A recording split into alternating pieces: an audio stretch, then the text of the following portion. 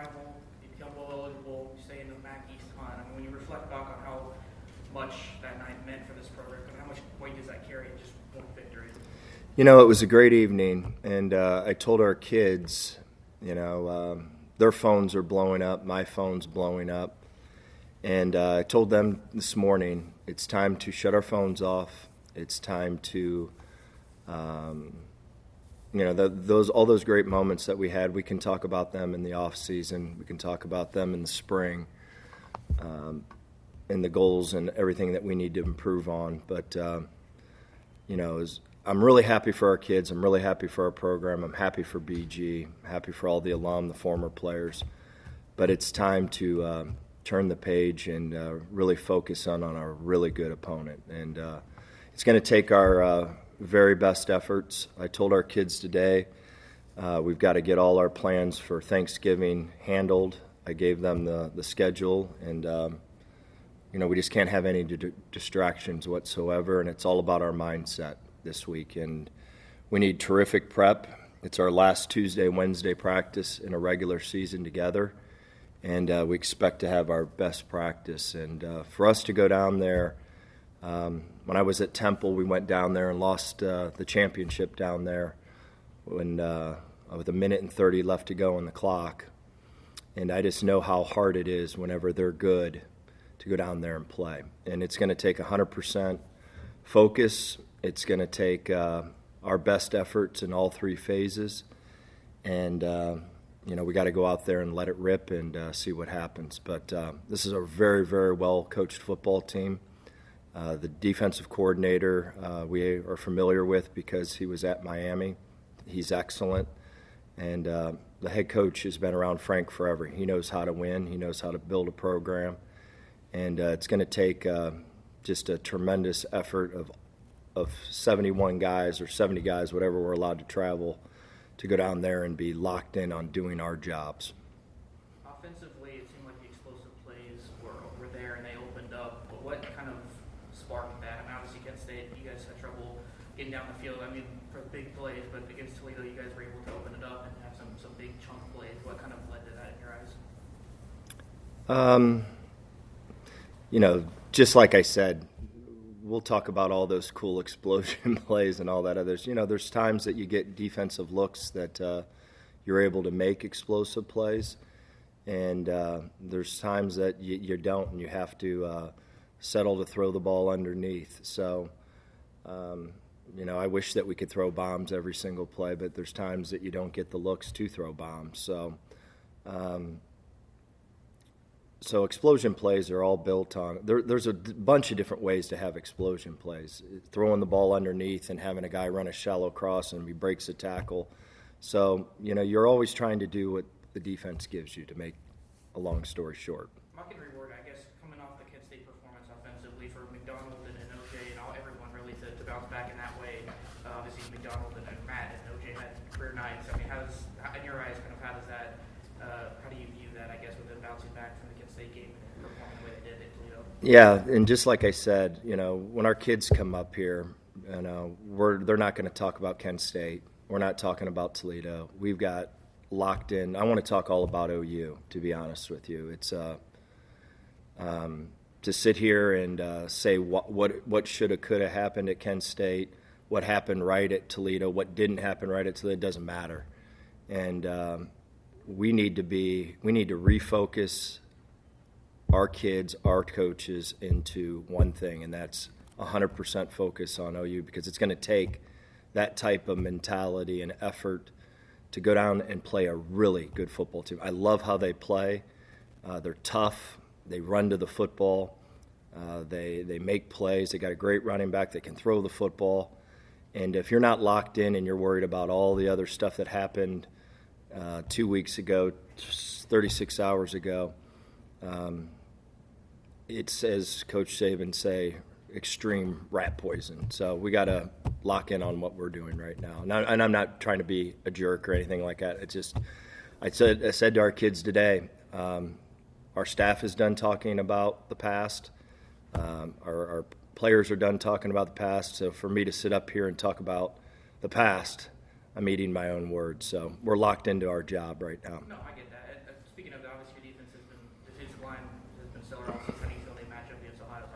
Yeah, our defensive line is the strength of our football team, as we all know. They're pretty good, and they got to play great, and it all starts up front. We got to play great with our offensive line, our defensive line, because I think they're both really, really good. They're well coached and tough, and we're just really, really fired up for the opportunity to play.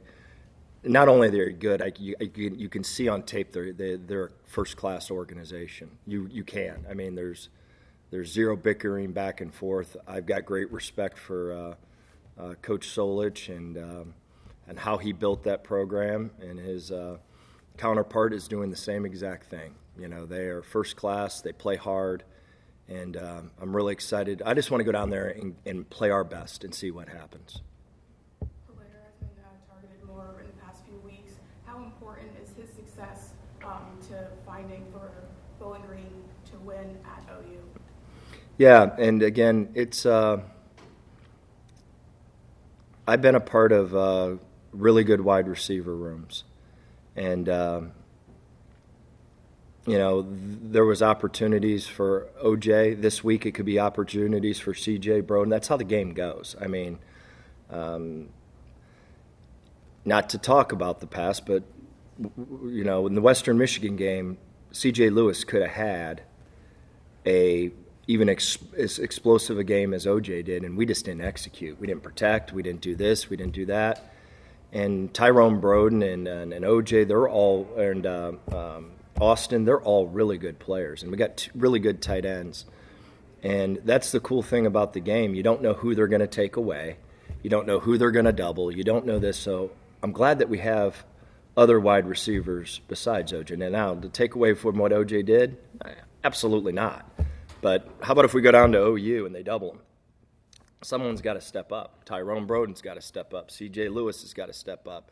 Austin Osborne. That's why you can't get worried about the noise of what's out there and all that other stuff. You got to focus on your job, locked in, and and OJ would tell you the same thing. I mean, that's football. He had great opportunities a couple of days ago or whenever that was, but I just know that your mind's got to be right, because you never know in this game when it's going to be your turn to have an explosive evening. How does OJ kind of continue this performance going forward, or continuing to get open and find success in the final regular season game? It all depends on how the defense plays them. I wish I could. I wish I could take what are those? You ever seen those black balls that you shake when you were a kid and says maybe? I think so. I don't know how they're going to play them. That's why we've recruited a lot of playmakers, and that's why we have a comprehensive offense that can adapt and adjust to whatever a defense gives us. Do we always execute it the right way? No, we don't. But we're in a position that if they do this to OJ, we've got other guys that can make a lot of plays, and we're extremely confident. Matt's confident. And to be quite honest with you, why Matt struggled here at the beginning of this, we didn't have a very good offensive line. We had one guy maybe that can make a play, and he forced the ball to him. Now he's got guys that can all make plays. And we're just going to go from 1 to 2 to 3 and hit our first open guy in the progression. And if it's OJ, great. If it's C.J. Lewis, great. If it's Broden, great. And if it's Simsey, great. If it's Harold, great. If it's the backside of the backfield, great. But we're not going to get all wrapped up into one guy's success. That's not who we are. We'll never be that way. Am I glad all those guys are on our team? You're damn right I am. But we're not going to go down that path. We're a team. We've seen this team respond to the highs and lows. How much has that selfishness helped in those successful moments? It's a hard world. I mean, it's something that we talk about. I think I talk about unselfishness every single day. We're living in a world that wants instant gratification. We're living in a world that there's so much outside noise to these kids. I mean, I thank God every single day that I grew up without a cell phone. I think every single day that, the only criticism that I ever had to hear was one newspaper. When we were in college, there might have been two, really. Now they're instantly being told how bad they are or how great they are constantly. And, it's a different era in parenting. The way that I grew up is totally different than the way that they grew up. And I'm thankful for that. I really am. I'm glad that I had some really hardcore, awesome parents. But, they're living in a world that's just different. And selfishness is really hard to deflect. And I think our team has done a great job. Have we been perfect with it? No. That's why we hired the staff that we hired. I mean, it happens in staffs. You have a great defense. The defensive coordinator's worried about the next job rather than winning. And, we're smart enough, and we've been around each other enough to understand that it's all about what you're doing on a daily basis, and it's all about the team. And when you win, good things happen to everyone. So that's been the message from day one with our kids. It's been the message day one with our staff.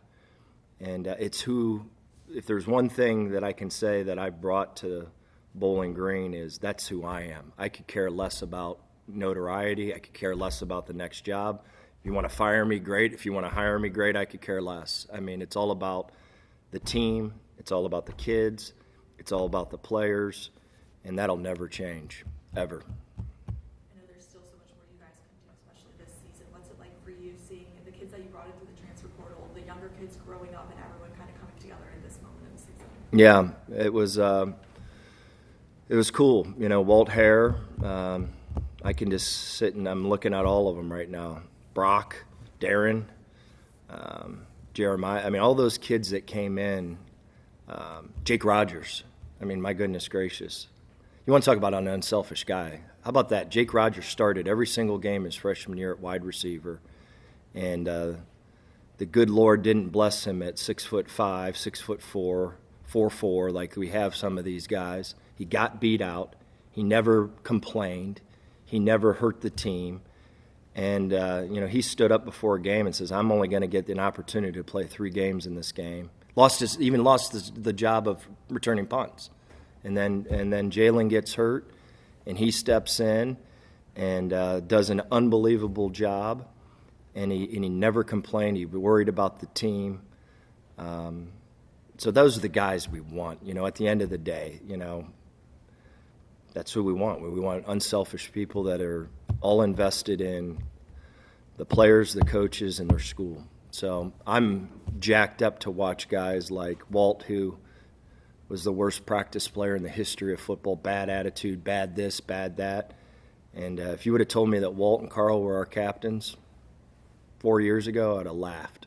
And, no, they're awesome. And they've changed, and they've adapted into our way.